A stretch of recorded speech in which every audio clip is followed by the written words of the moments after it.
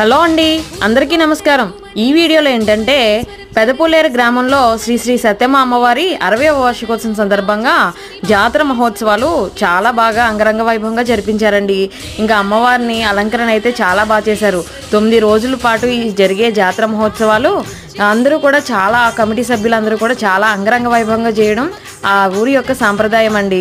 అలాగే గరగళ్ళు, అలాగే అసాధు నృత్యాలు చాలా బాగా, ఇంకా డెకరేషన్ వచ్చేసరికి అమ్మవారి ఫ్లవర్ డెకరేషన్ వచ్చేసరికి చాలా బాగా చేశారండోయ్.